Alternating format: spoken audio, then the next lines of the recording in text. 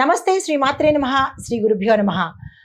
August 11, 2025 నాటి దిన ఫలితాలు చూసుకున్నట్టయితే గ్రహస్థితులు చూసినట్టయితే కనుక ముందుగా గ్రహస్థితులు చంద్రుడు ధనస్సు రాశిలో ఉత్తరాషాఢ నక్షత్రంలోను, సూర్యుడు కర్కాటక రాశిలో ఆశ్లేష నక్షత్రంలోను, బుధుడు సింహరాశిలోను, శుక్రుడు మిథున రాశిలోను, కుజుడు కర్కాటక రాశిలోను, గురుడు వక్రంగా మిథున రాశిలోను, శని భగవానుడు కుంభరాశిలో వక్రంగాను, రాహువు మేషంలోను, కేతు తులాలోను సంచారం చేస్తున్నారు. ఈ సంచార ఫలితాలు మేషాది ద్వాదశ రాశుల వారికి ఎలా ఉండబోతోంది అనే అంశంలో ముందుగా మేషరాశి వారికి శరీరంలో కొంచెము మందగించడము, బద్ధకము, కొంచెం డల్నెస్ కనిపించే అవకాశం కనబడుతోంది. కుటుంబంలో చికాకులు మొదలయ్యే అవకాశం కనబడుతోంది. వాగ్వాదనతో మీ యొక్క మాటల విసురుతో కొన్ని సమస్యల్లో చిక్కుకునే అవకాశం కనబడుతోంది. ఈ విషయంలో జాగ్రత్తగా ఉండండి. అనారోగ్య సూచనలు కూడా ఎక్కువగా ఉన్నాయి.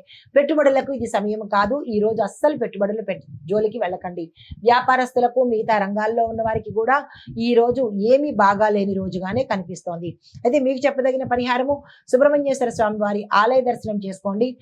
కుదరదు మాకు అని అనుకున్న వాళ్ళు ఇంట్లోనే సుబ్రహ్మణ్యేశ్వర స్వామి వారి యొక్క స్తోత్ర పారాయణ కానీ మంత్రం కానీ జపించుకున్నట్టయితే కొంత సానుకూలమైన ఫలితాలు పొందుతారు. తదుపరి రాశి వృషభ రాశి. ఈ రాశి వారి యొక్క ఫలితాలు వృత్తిపరంగా కొంత ఒత్తిడి కనిపించే అవకాశంతో పాటు వ్యవహారాల్లో జాప్యము అనగా లేట్ అయ్యేటట్టు కనబడుతోంది. కార్య విఘ్నము, కార్య ఆటంకము, దీంతో పాటు అనారోగ్య సూచనలు ఉన్నప్పటికీ మీరు ధైర్యంగా ముందుకు వెళ్లే ప్రయత్నం చేయండి. ఆరోగ్యం పట్ల జాగ్రత్తలు తీసుకోండి.